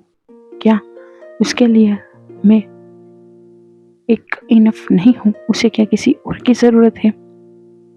तब मुझे नहीं पता था कि वांगजी ये बातें समझेगा या नहीं, पर उस दिन के बाद से मैंने उस पर कुछ ज़्यादा ही पाबंदियाँ लगाने लगा था, बहुत ही ज़्यादा। पता है मैंने क्या किया था, कैसा स्टूपिड काम किया था। मैं उसके टिफिन में जब भी लंच बॉक्स देता उसमें लेटर्स लिखने लगा था। हाँ, वो तो नॉर्मल है, हर कपल लिखते ही है, पर सच कहूँ ऐसे लेटर्स ना शादी के कुछ टाइम तक ही होते हैं, उसके बाद नहीं होते हैं। पर मैंने शादी के स्टार्ट में तो ऐसा कुछ नहीं किया था, पर बच्चा होने के बाद ये सब स्टार्ट किया था। वांग जी को जब पहली बार मेरा वो लेटर मिला था तब वो हंसने लगा था। पागल हो गया है ये क्या। वांग जी ने मुझे मैसेज किया, उसने कहा विंग ये क्या है, तुमने लेटर में क्या लिखा, तुम्हारे आसपास कोई ओमेगा हो तो उसे लेटर दे दो। कोई ऐसा लेटर लगता है क्या, अगर तुम्हें लेटर ही लिखना था तो तुम्हें ऐसा लिखना चाहिए था कि मैं तुम्हारी ओमेगा हूँ, मैं तुमसे बहुत प्यार करती हूँ, मैं तुमसे बहुत प्यार करता हूँ, मेरे अलावा किसी और को देखना मत वरना मैं तुम्हें मिर्ची वाला खाना खिला दूंगा, एक्सेट्रा एक्सेट्रा एक्सेट्रा। और तुमने क्या मैसेज किया लेटर में कि तुम्हारे आसपास अगर कोई ओमेगा हो तो इसे ये लेटर दे दो। तुम करना क्या चाहते थे। तब मैंने मुंह बनाते हुए वांग जी से कहा तुम्हें ये करना है या नहीं। तब वांग जी ने कहा पर मेरे आसपास और वो इधर उधर देखने लगा। उस टाइम पे मैंने वीडियो कॉल कर दिया था, इसीलिए मैं उसका चेहरा देख पा रहा था। वो एम्बेरस तो बिल्कुल नहीं था, पर वो हंस रहा था मेरी हरकतों पे और मुझे एम्बेरसिंग फील करवा रहा था। मुझे लगा मैंने ये क्या कर दिया, फिर मुझे लगा नहीं मुझे तो ये करना चाहिए वरना कोई और ओमेगा मेरे वांगची को ले जाएगा, इसीलिए मैंने ऐसा किया। वहाँ पे तभी ही मैंने एक ओमेगा को देखा जो कब से वांगची को देख रहा था, वो वांगची के हंसते हुए चेहरे को देख रहा था। तभी मैंने वांगची से कहा वो जो ओमेगा है, वो ओमेगा गर्ल जिसने वो पिंक कलर का टॉप पहना है, हाँ जो देखो देखो वो वहाँ पे दूसरी लाइन में, वो देखो वो तुम्हारी ओर ही देख रही है। वो वांगची ने कहा ओ ये हाँ वो मेरी दोस्त है, उसका नाम सिनसिन है। तब वे यानी कि मैंने मुंह बनाते हुए कहा क्या तुम्हारी दोस्त वो भी ओमेगा, वो भी कब बनी। तब वांगची ने मेरी ओर देखा और कहा तुम मुझ पे शक कर रहे हो क्या। तब मैंने अपनी मासूम से शक्ल दिखाते हुए कहा नहीं मैं क्यों तुम पे शक करने लगा, मैं तो कोई शक नहीं कर रहा हूँ, बस इसे ही जानना चाहता हूँ क्योंकि अब तक तो तुम्हारी कोई ओमेगा दोस्त नहीं थी ना, इसीलिए। तब वांगची ने एक वियर्ड से शक्ल बनाते हुए कहा वाकई में मुझे तो नहीं पता। तब विंग कहता है तुम्हें क्या पता होता है अपने बारे में, मुझसे पूछ लो तुम्हें क्या जानना है। तब वांगची कहता है मेरी वाइफ को सब पता होता है। तब विंग ने कहा इसलिए तो मैं तुम्हारी वाइफ ही हूँ। तब वांगची कहता ये बात भी है। तभी वहां पे सिनसिन आ गई थी। सिनसिन वांगची की ओर देखती है और वो कहती है कौन है ये। तब वांगची ने कहा वो मेरी वाइफ है, मेरी प्यारी सी लवली सी वाइफ विंग। तब मैंने गुस्से से उस सिनसिन को घूरा और कहा वो मेरा हस्बैंड है, इसीलिए उससे 2 हाथ की दूरी बना के रखना, और हाँ मैंने वो लेटर लिखा है वो तुम्हारे लिए ही है, चेक कर लेना। तब सिनसिन थोड़ा सा कंफ्यूज भरी आंखों के साथ और थोड़ा सा गुस्से में मेरी ओर देखती है और कहती है क्या मतलब है तुम्हारा और कैसा लेटर, कौन सा लेटर। तब वांगची ने विंग से कहा विंग क्या है, ऐसा कोई बात करते हैं क्या। तब विंग ने गुस्से से वांगची को कहा वांगची मैंने क्या कहा था तुम्हें, तुम चुपचाप वो लेटर उसे दे दो दे दो दे दो। तब वांगची कहता है ओके बाबा दे रहा हूँ, गुस्सा मत करो। तब वांगची वो लेटर सिनसिन को देता है। सिनसिन उस लेटर का हेडलाइन रीड करते ही शॉक्ड हो गई थी। उसमें लिखा था अगर तुम्हारे आसपास कोई ओमेगा हो तो उसे लेटर दे दो। तब सिनसिन ने वो लेटर खोला, वहां पे लिखा था वो मेरा हस्बैंड है, उससे दूर रहना, आइंदा से उसके कपड़ों पे मुझे कोई भी ओमेगा स्मेल आनी नहीं चाहिए, वरना उसको तो मैं कुछ नहीं करूँगा, पर हाँ मैं तुम्हारी खटिया जरूर खड़ा कर दूंगा। और ये मैं झूठ मूठ की बातें नहीं कर रहा हूँ, मैं सच में ऐसा कर सकता हूँ। अगर तुमने अपनी हरकतें कम नहीं की तो तुम्हें इसका हर्जाना भुगतना पड़ेगा। तब सिनसिन अपनी मुठिया बीचती है और उस लेटर को कुछ मुचुड़ करके वो डस्टबिन में फेंकते हुए विंग की ओर गुस्से से देखती है फोन में ही और कहती है तुम्हें क्या लगता है। तब विंग वांगची से कहता है, वांगची एक काम करो, इसे कॉल दे दो, मुझे इसके साथ कुछ बात करनी है। तब वांगची मौके मौके मौके के मौके वांगची उस टेंस भरे माहौल की नजाकत को समझ गया था। वांगची कहता है, विंग कुछ हुआ है क्या? तब विंग कहता है, नहीं बाबा कुछ नहीं हुआ, बस तो तुम्हारी दोस्त है और उसे मुझे कुछ बात करनी है, तो तुम्हें नहीं लगता ओमेगा ओमेगा का पर्सनल टॉक हो सकता है, तो तुम्हें थोड़ी देर के लिए दूर रहना चाहिए। तब वांगची कहता है, ठीक है तुम्हारी मर्जी, ले लो सिन सिन बात कर लो मेरी वाइफ से। तब सिन सिन फोन लेके दूर हो गई थी। तब विंग गुस्से से सिन सिन से कहता है, सो मैंने जो लेटर लिखा था और जो मैसेज तुम तक पहुंचाना चाहती थी वो पहुंच गया होगा, पहुंच गया है। तब सिन सिन विंग की ओर गुस्से से कहती है, वैसे तुम जैसी हाउस वाइफ यही कर सकती है, तुम इसके कंधे से कंधा मिला के कमा तो नहीं सकती हो, बस मेरे साथ झगड़ा कर सकते हो।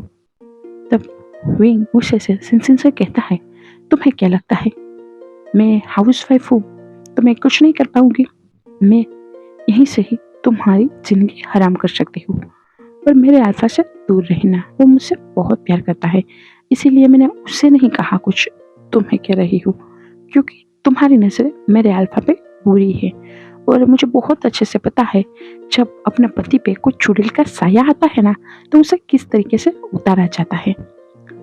ये बात तुम जानती हो ना, ओमेगा हो ना, तो ये बात तो बहुत अच्छे से जानती होगी कि कोई ओमेगा जो मैरिड है और उसके हस्बैंड के साथ कोई अदर ओमेगा कुछ करना चाहती है, तब वो ओमेगा उस बीच का क्या करेगी। जैसे ही उस ओमेगा ने अपने लिए बीच वर्ड सुना तब वो गुस्से में आ गई थी। उसने कहा, हे यू, गवार हो तुम, हाउस वाइफ हो तो घर में कैद रहो ना, इसे उछल क्यों रही हो? है यू, तुम्हारी हिम्मत कैसे हुई मुझे बीच कहने की? हाउस वाइफ हो तो हाउस वाइफ की तरह घर पे कैद होके रहो, इस तरीके से उछलो मत वरना फिसल जाओगे। तब विंग बहुत जोर जोर से हंसता है और उसे कहता, तुम्हें क्या लगता है मुझे हाउस वाइफ होने से कोई प्रॉब्लम है? बिल्कुल नहीं, इनफैक्ट मुझे बहुत गर्व है क्योंकि मैं हाउस वाइफ हूँ, वो भी लान वांगची की। और हाँ, मैं उसके पैसों पे ऐश करता हूँ। अगर मुझे कुछ चाहिए तो वो मेरे बिना कहे मेरे लिए वो चीज़ ला देता है और मुझे हैप्पी रखने के लिए वो उससे हो पाए अपना सब करता है। और तुम्हें क्या लगता है क्या पैसे इतनी वैल्यू देते हैं? आपकी मन की खुशी से ज़्यादा देते हैं? बिल्कुल नहीं। जो टैग तुम मुझ पे लगा रही हो ना हाउस वाइफ का, वो मुझे बेखूबी बहुत पसंद है। मैं गर्व से कह सकता हूँ कि हाँ, मैं हाउस वाइफ हूँ। सो तुम्हारी क्यों चल रही है?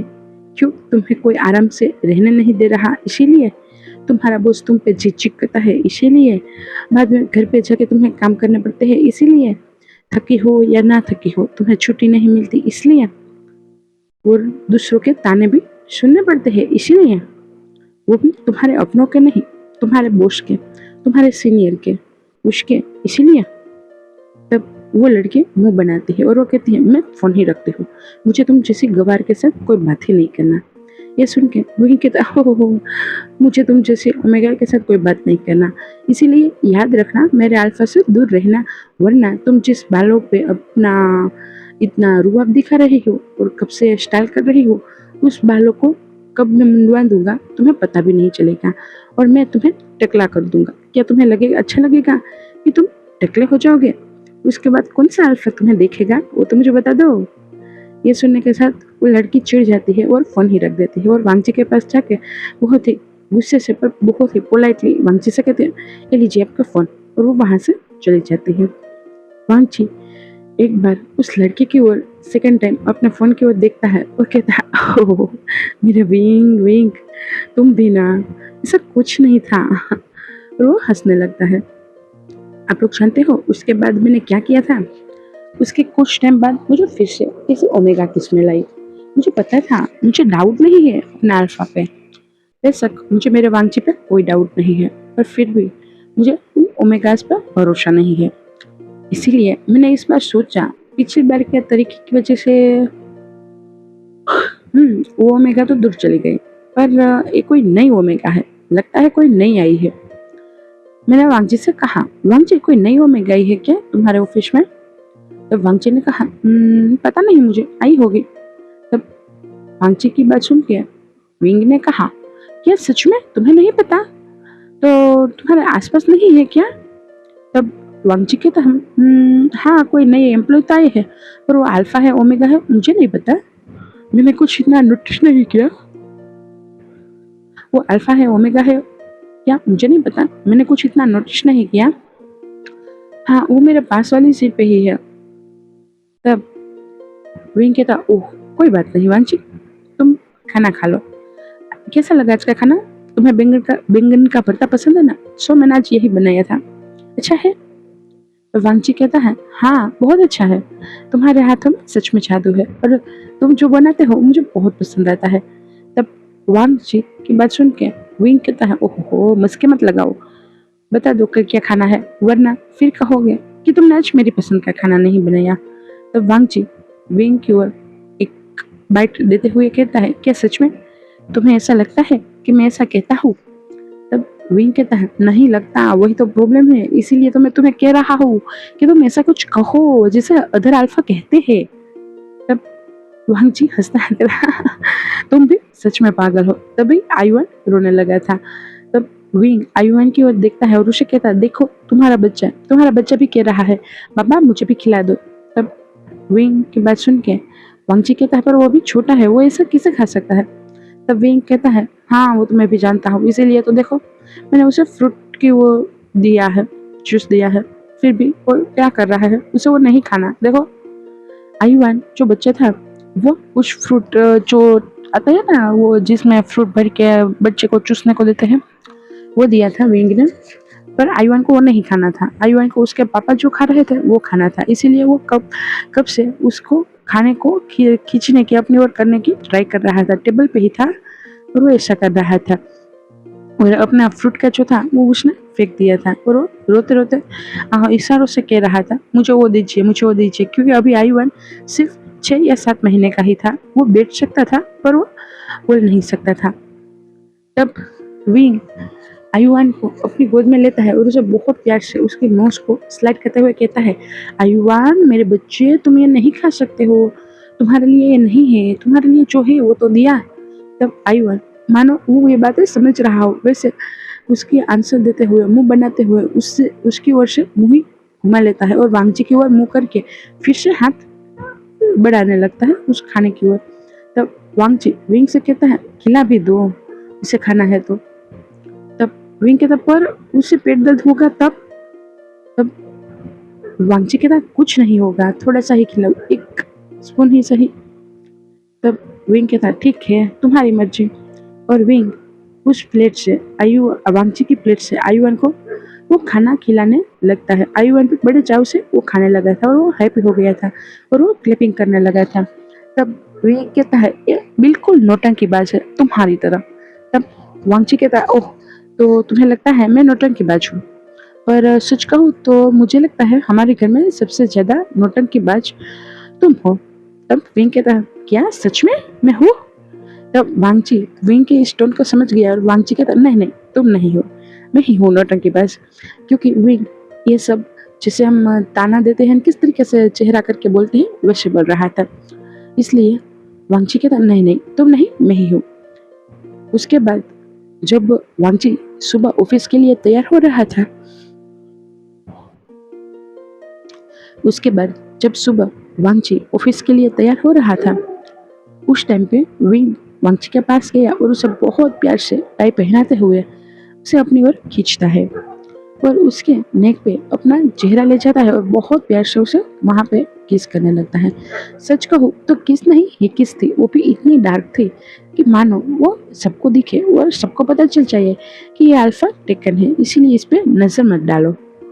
वांगची के दोनों ही गले पे विंग ने ही किस दे दी थी, दोनों ही साइड पे, क्योंकि विंग को पता नहीं था ना कि कौन सी साइड पर वो ओमेगा बैठती है, इसीलिए विंग ने ऐसा किया था। जब वांगची ने मिरर में अपने आप को देखा तो वो ये देख के हंसने लगा और कहता ये क्या है आज। तो विंग कहता कुछ नहीं, बस मेरा प्यार है। तब वांगची कहता है ठीक है, तुम्हारा प्यार है, मुझे कबूल है। और वांगची विंग को अपनी ओर खींचता है और वो लिप पे बहुत ही डीपली किस करने लगता है और उसे बेड पे ले जाता है और उसे वहीं पे ही मैश कर देता है और उसके साथ इंटीमेट हुए बिना ही उसे एक्साइटेड करके उसे रिलीज करवा देता है और उसे फ्री छोड़ देता है। विंग कहता है ऐसा कोई करता है क्या, तुम्हें जाने को देर नहीं हो रही।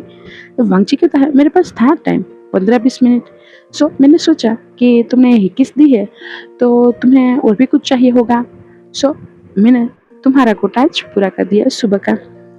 तब विंग लस कर जाता है क्योंकि अभी विंग बेड पे नेकेड था, उस पर कुछ नहीं था और वांगची उसे ऐसे ही ताड़ रहा था और बातें कह रहा था और वांगची खुद फुल ड्रेस में था क्योंकि वांगची ने कोई कपड़े नहीं बदले थे, ना ही उन दोनों ने इंटीमेट वांगची ने कोई कपड़े नहीं उतारे थे, ना ही उन दोनों ने कोई इंटीमेसी की थी। सिर्फ वांगची ने विंग को सेटिस्फेक्शन दिलाया था, उसे रिलीज किया था अपने हाथों से और अपने मुंह से। उस वजह से विंग बहुत ही लाल हो गया था। जब वांगची के हाथ विंग के शरीर पर घूम रहे थे तब विंग बहुत एक्साइटेड था और जैसे ही वांगची के होठों ने विंग के प्राइवेट पार्ट को छुआ उस टाइम पे विंग का चेहरा लाल हो गया था, वो पूरा का पूरा लाल टमाटर हो गया था। इसीलिए वो ब्लश कर रहा था और वांगची से कह रहा था। वांगची जब ऑफिस के लिए अपनी बैग लेके जा रहा था उस टाइम पे विंग ने वांगची से कहा वांगची आई लव यू। ये सुनने के साथ ही वांगची के कदम रुक गए थे। ऐसा नहीं कि उन दोनों के बीच में कभी लव कन्फेशन ना हुआ हो, पर शादी के बाद हर दिन लव कन्फेशन जरूरी नहीं होता। आपके एक्शन जो होते हैं वही लव कन्फेशन का काम करते हैं। और आज इतने टाइम के बाद विंग ने वांगची को लव कन्फेशन किया, वो भी हैप्पीली। ये बात से वांगची बहुत हैप्पी हो गया था और वांगची फिर से विंग के पास आता है और उसके फोरहेड पे किस करता है और उसे कहता है आई लव यू टू और हर जन्म में मेरी ही ओमेगा बनना। और वांगची वहां से उसे बाइक के चला जाता है। आयुआन अभी भी सो रहा था, उसे तो कुछ पता ही नहीं था कि उसके मॉम डैड ने इतनी सुबह सुबह क्या पराक्रम कर डाले हैं। ऐसे ही फिर से टाइम बीतने लगे थे। जब वांगची ऑफिस पे गया था और वांगची के नेक पे वो लव बाइट देखे थे, उस वजह से वो ओमेगा समझ गया था कि ये टेकन है और इसकी ओमेगा को पता भी चल गया है कि मैं इस अल्फा पे लाइन मार रहा हूँ, इसीलिए उसने ऐसा किया है। ऐसे ही फिर से कुछ टाइम बीतने लगे थे। आयुआन 6 महीने से 7 महीने, 8 महीने, 10 महीने, 1 साल, 12 महीने, 1 साल, 2 साल, 3 साल, 4 साल, 5 साल का हो गया था। अब आयुआन प्ले स्कूल भी जाने लगा था। विंग आज सब्जी मंडी गया था। उस टाइम पे उसे रास्ते में मैडम लानी मिल गई थी। मैडम लानी ने विंग को देखा तो मुंह बनाते हुए कहा तुम्हारी वजह से मेरा बेटा मुझसे दूर हो गया है, मुझे तुमसे बात ही नहीं करनी है। और वो आंखों में नमी लिए वहां से चली गई थी। विंग मन में कहता है इनको फिर से क्या हो जाता है, छोड़ो कोई ना, सासू माँ है सो इतना तो चल ही जाता है। और विंग आयुआन को लेकर स्कूल से उसके हाथ को पकड़ के दोनों ही मस्ती करते हुए घर की ओर बढ़े रहे थे। विंग जब घर पे आ रहा था उस टाइम पे विंग की नजर एक बुक और पेन पे गई थी बाहर बुक स्टोर में। वो बुक और पेन बहुत ही खूबसूरत सी थी, इतनी खूबसूरत थी मानो उसमें कुछ लिखने का मन करे, इसीलिए विंग ने जो खरीद ली थी। विंग उस बुक पेन को लेके बैठा था तब आयुआन विंग के पास आता है, कहता है मम्मा आप क्या कर रही हो, ये कितनी खूबसूरत बुक है, आपने क्यों खरीदी है, क्या आपको भी मेरी तरह स्कूल पे जाना है। तब विंग ने आयुआन के सिर पे हाथ से हिलाया था और उसे कहा था नहीं बच्चा, मुझे कोई स्कूल पे नहीं जाना है, बस ऐसे ही मुझे यह पसंद आ गया तो मैंने यह खरीद लिया। तब आयुआन कहता है ओके मम्मा मैं खेलने जाता हूँ और आयुआन फिर से खेलने चला जाता है। विंग उस बुक को लेने के साथ ही उसमें कुछ लिखने की कोशिश कर रहा था, कुछ सोच रहा था, कुछ कहानी गिर रहा था, पर उसे लग रहा था शायद इतने साल होने के बाद वो कुछ नहीं लिख पाएगा, ना ही उसे लिखावट में पहले जैसी चाम होगा। पर वो रोंग था। जब उसने दिल से लिखना स्टार्ट किया तो वो एक बहुत खूबसूरत सी कहानी लिख डाला थी। बहुत खूबसूरत सी कहानी लिख ली थी उसने। जब वांगची को वो बुक कुछ टाइम बाद मिली थी और उसने वो कहानी को रीड किया था, उस टाइम पे वांगची को लगा था शायद विंग को इस तरीके से हाउसवाइफ के टैग में रखना सही बात नहीं है। मैं उसके लिए कहीं पर बात करता हूँ। और वांगची ने एक राइटिंग के जॉब के लिए अप्लाई कर दिया था विंग के लिए। जब विंग को ये बात का पता चला तब विंग ने वांगची पे गुस्सा किया था और वांगची ने वांगची को कहा था, आपको किसने कहा है कि मुझे जॉब करनी है? मुझे कोई जॉब नहीं करनी। तब वांगची ने विंग का हाथ पकड़ के उसे बहुत प्यार से कहा था, विंग, मुझे लगता है कि तुम अपने सपने को मार रहे हो। तुम्हें यह नहीं करना चाहिए। हमारे पीछे तुम अपने आप को बर्बाद मत करो। तब विंग ने कहा था, मैं नहीं कर रहा हूँ बर्बाद, मैं छुपी कर रहा हूँ तुम लोगों के लिए बहुत हैप्पीली और बहुत ही खुशी से और अपने पूरे दिल से करता हूँ। तुम्हें क्या लगता है कि मैं अपने सपनों को मार रहा हूँ और मैं खुश नहीं हूँ? तब वांगची विंग के गालों पे हाथ सहलाता है, बहुत प्यार से कहता है, तुमने जो कहानी लिखी थी ना वो बहुत खूबसूरत थी। मुझे लगता है तुम्हें अपने पैशन को अपनाना चाहिए, इसे ही छोड़ नहीं देना चाहिए। तब विंग कहता है, ठीक है, तुम्हें ऐसा लगता है तो यही सही, पर मैं कोई ऑनलाइन जॉब नहीं करूँगा। मैं सिर्फ ऑनलाइन पोस्ट डालूंगा। अगर किसी को पसंद आएगी मेरी स्टोरी तो सही, वरना कोई बात नहीं। तब वांगची कहता है, जैसे तुम्हारी मर्जी, तुम चाहो वो कर सकते हो। अगर तुम्हें जॉब नहीं करनी तो कोई ना, मत करो। तुम ऐसे ही घर पे रहो, मैं हूँ। मेरे मेरी सैलरी इतनी इनफ है कि हम दोनों का हो जाता है। हमारे आयुवान के भी फ्यूचर के लिए मैंने सेविंग्स कर ली है। इसीलिए मुझे कोई पैसों की वजह से मैं तुम्हें नहीं कह रहा हूँ कि तुम जॉब करो। मैं सिर्फ इसलिए कह रहा हूँ कि तुम्हारे सपने अधूरे ना रह जाए। तब विंग वांगची को गले लगा लेता है। उसके कुछ दिन बाद जब विंग अकेला था उस टाइम पे जियानजंग वहां पे आया था और जियानजंग विंग को मिल रहा था। जियानजंग विंग को कह रहा था, विंग बड़ी तुम कैसे हो? तब विंग कहता है, इतने वक्त बाद अपने ब्रदर की याद आई। तब जियानजंग कहता है, क्या करूं मैं, तुम जानते हो मैं ऑफिस पे जाता हूँ, मैं तो तुम्हारी तरह ऐसे ही निठल्ला घर पे नहीं बैठा हूँ। ये बात सुन के विंग को गुस्सा आ गया था। विंग कहता है, तुम क्या मेरा मजाक बनाने के लिए आए हो या फिर बात करने के लिए या फिर ऐसे ही मुझसे मिलने के लिए? तब जियान सिंह कहता, मैं तुम्हारा मजाक नहीं बना रहा। और रही बात मिलने की, तो हाँ, बहुत वक्त हो गया था और माँ बाबा से बात हुई थी तो माँ बाबा ने कहा था कि एक बार मैं तुमसे मिल भी लूँ।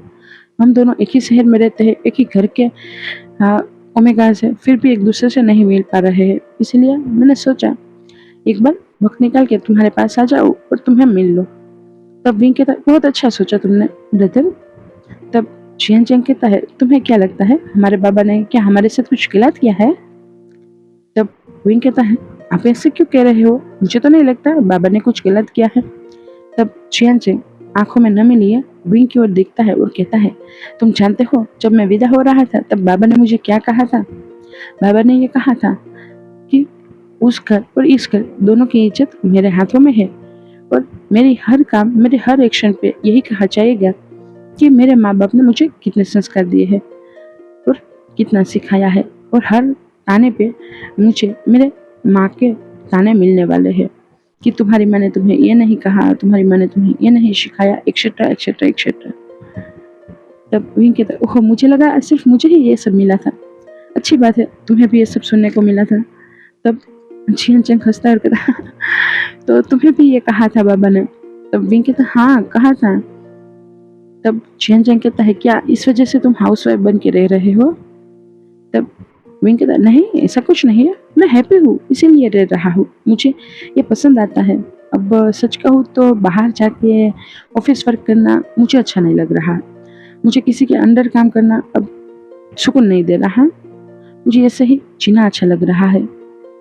तब जियान चैंग कहता है, कभी कभार तो मुझे भी यही लगता है कि तुम्हारी जिंदगी बेस्ट है और मुझे भी यही करना चाहिए, पर सोचता हूँ अगर ऐसा करूँगा तो फाइनेंशियली जो सपोर्ट मैं अपने हस्बैंड को कर रहा हूँ वो कैसे करूँगा, आगे जाके जिंदगी के सपने कैसे पूरा करूँगा। इसीलिए मैं ऐसा नहीं कर रहा हूँ। और वैसे भी हम दोनों हमारे सास के साथ तो रहते नहीं हैं कि उसके ताने चलने पड़ेंगे अगर काम ना करो तो। तब विंग कहता है, वैसे मैं समझ सकता हूँ आप लोग उनके साथ क्यों नहीं रह रहे हो, पर हम तो ऐसे ही। तब चियन चंग कहता है, मैं जानता हूँ हम स्टेप ब्रदर से उस वजह से नहीं रहते हैं। शायद तुम्हारी सास को मेरी सास का बेटा पसंद नहीं है मेरा हस्बैंड पसंद नहीं है। ये सुन के विंग हंसने लगता है। विंग कहता, ओहो पागल हो आप दी, पागल हो आप चियन चंग। तब चियन चंग भी हंसता है। तब विंग चियन चंग से कहता है, क्या तुम्हें भी लगता है कि मैं हाउस वाइफ हूँ तो मैं गलत कर रहा हूँ? तब जियान चिंग विंग के पास बैठता है और उसे प्यार से सिर पे सहलाता है और कहता है, नहीं, तुम्हारे मन को जो सुकून दे वो करो। तुम जानते हो मुझे ये जॉब वाली लाइफ बिल्कुल पसंद नहीं है। मैं शाम को आते आते बहुत थक जाता हूँ, ना ही मैं अपने हस्बैंड को टाइम दे पाता हूँ, और हम दोनों के बीच में इंटीमेसी भी महीने में एक आध दो बार ही होती है। कभी कभार ऐसा लगता है ये बहुत ही गंदी बात है, मुझे जो भी नहीं करनी। मुझे शांति से रहना है, अपने हस्बैंड का प्यार पाना है और सुकून से अपनी जिंदगी बितानी है। जिंदगी के लिए भी टाइम नहीं मिल रहा है। तब विंग कहता है, तो तुम जॉब छोड़ दो ना। तब चियन चंग कहता है, अब नहीं छोड़ सकता हूँ क्योंकि ये मैं इससे मैं हैबिचुअल हो गया हूँ, और सच कहूँ तो मैं अब छोड़ भी नहीं पाऊंगा, छोड़ना भी नहीं चाहता और छोड़ भी नहीं पाऊंगा क्योंकि मैं इससे हैबिचुअल हो गया हूँ और मुझे अब यही लाइफ पसंद है। सेल्फ डिपेंडेंट रहना, मुझे किसी के आगे हाथ नहीं फैलाने पड़ते हैं। तब विंग कहता है, क्या ये गलत है अपने पति के ही आगे हाथ फैलाना? तब चियन चंग कहता है, बिल्कुल नहीं, उसका जो है वो तुम्हारा है और उसके आगे हाथ फैलाना भी गर्व की बात है, और हो सके तो जब ज़्यादा ही खाली कर लेनी चाहिए उसकी। तब विंग हंसता है, कहता, मैं ऐसा ही करता हूँ, जब भी मौका मिलता है मैं बांगची की जेब पे कैचे ही चला देता हूँ। तब चियन चंग भी हंसने लगा था। उसके कुछ टाइम के बाद ही लान कुरेन यानी कि मेरे ससुर हमारे घर पे आए थे और हम लोगों को लेके फिर से लानमैन से चले गए थे। मेरी सास ने कुछ टाइम तक मुंह तो बनाया पर उसने जुबान नहीं चलाई थी। उसके बाद वो मेरे साथ प्यार से बर्ताव करने लगे थे, बहुत अच्छे से हम लोग रहने लगे थे। मैं भी उन लोगों के साथ बहुत प्यार से रहता था। और आज मेरा आयुवान 15 साल का हो गया है। अभी कुछ टाइम बाद ही आयुवान बड़ा हो जाएगा और उसकी ओमेगा भी आ जाएगी। सच कहूँ तो आयुवान के एक एक लम्हा मैंने अपनी आंखों से देखा है। मुझे भी लगता है अगर मैं जॉब पे चला गया होता तो आयुवान का चलना, उसका पहली बार बोलना, उसका पहली बार जो 4 पैरों पे चलना, फिर चलना, गिरना, उठना, संभलना, साइकिल चलाना, ये सब मैं मिस कर जाता। मुझे ये सब देखने को मिलता ही नहीं। जो फर्स्ट टाइम वाला एहसास होता है वो मिलता ही नहीं। इसीलिए मैं सच में बहुत हैप्पी हूँ। हमारी इस लाइफ में हाउसवाइफ की जो लाइफ है उसमें बहुत हैप्पी हूँ।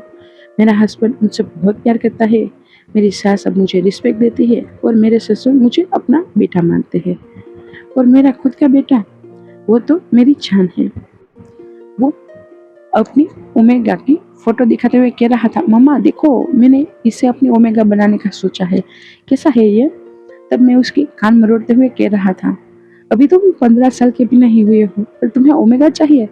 चुपचाप अपना पढ़ाई करो वरना मैं तुम्हारे बाबा को बता दूंगा, और उसका जो नखरे होते हैं वो देखना। ये सब देख के बहुत अच्छा लगता है। अब आप लोग मेरी कहानी सुन ही चुके हो और आपको समझ भी आ चुका होगा हाउस वाइफ की जिंदगी इतनी भी आसान नहीं होती जितनी सबको लगती है। उसे सुबह सबसे पहले उठना पड़ता है, सबके लिए खाना बनाना होता है, सबको संभालना होता है, घर को संभालना होता है, बाद में उसे सबके लिए क्या करना है क्या नहीं वो देखना होता है। किसी की मेडिसिन, किसी के लिए कपड़े, किसी के लिए खाना, किसी के लिए फ्रूट्स, एक्सेट्रा एक्सेट्रा, बहुत सारी चीज़ें होती है जो हाउस वाइफ करती है। उस बीच हाउस वाइफ अपने आप को खो देती है। ऐसा नहीं कि मैंने अपने आप को नहीं खो दिया था, मैंने भी खो दिया था, पर मेरा हस्बैंड वो नहीं चाहता था, इसीलिए उसने मुझे खोने ही नहीं दिया था और मुझे मेरी खुद की ज़िंदगी के प्यार करवाना सिखाया था। और मैं खुद से जब से प्यार करने लगा तब से मुझे मेरे हाउसवाइफ के टेक्स्ट से कोई प्रॉब्लम नहीं होती थी, वरना मुझे बहुत प्रॉब्लम होती थी, बहुत पेन होता था। और यही हाल सभी हाउसवाइफ का होता होगा। यहाँ पे जो भी स्टोरी सुनने आया होगा वो सभी जानते होंगे कि हाँ, हाउसवाइफ जो है वो बनना भी आसान नहीं है। 2400 घंटे की जॉब होती है और सैलरी कुछ नहीं। सैलरी के नाम पे उसे शायद ताने ही मिलते होंगे, वही उसकी सैलरी होती होगी। फिर भी हंसते चेहरे के साथ आप सभी लोगों का काम करना हमें पड़ता है। ठीक है, ये कहानी मैं यहीं पे ही स्टॉप करती हूँ। क्या लगता है आपको, क्या हो रहा होगा मुझे रिग्रेट अपने हाउसवाइफ होने पे? सच कहूँ तो बिल्कुल भी नहीं। शायद मुझे अपनी पूरी जिंदगी में कभी भी इस बात का रिग्रेट रहेगा ही नहीं कि मैं एक हाउसवाइफ हूँ, बल्कि मैं बहुत हैप्पी हूँ हाउसवाइफ के नाम पे। कभी कभार जिंदगी में कुछ ऐसे रिग्रेट होते हैं जिसमें आपको रिग्रेट ही नहीं होता है, क्योंकि वो आपको दिल में सुकून देता है। कभी कभार प्यार में कुछ ऐसे कर जाते हैं कुछ लोग जिस बात का उसे रिग्रेट नहीं होता है, और कुछ प्यार ऐसे होते हैं जो रिग्रेट दिलवाते हैं। इसकी कहानी थी विंग और वांगची की, जिसकी लाइफ में प्यार बेसुमार था। अपने सपने को कुर्बान करके विंग ने वांगची की जिंदगी को संवारा था। विंग को अपने सपने कुर्बान करने का कोई रिग्रेट नहीं था, क्योंकि उसे बदले में वांगची का बेसुमार प्यार मिल रहा था। अगर आप लोगों को ये स्टोरी पसंद आई तो इसे लाइक करना, शेयर करना, कमेंट करना और सब्सक्राइब भी करते जाना। आप लोग जानते हो ये वांगशन वर्सेस फिश की स्टोरी है और यहाँ पे लाइक में रिजल्ट आता है। सो आप लोगों को स्टोरी पसंद आई हो तो इसे लाइक करना, ताकि मेरी स्टोरी सच में 1 से 5 तक आ पाए या फिर लास्ट में आएगी हर बार की तरह। कोई ना, आप लोगों को जो सही लगे वो करना। थैंक यू ऑल, बाय, अगली स्टोरी में मिलते हैं।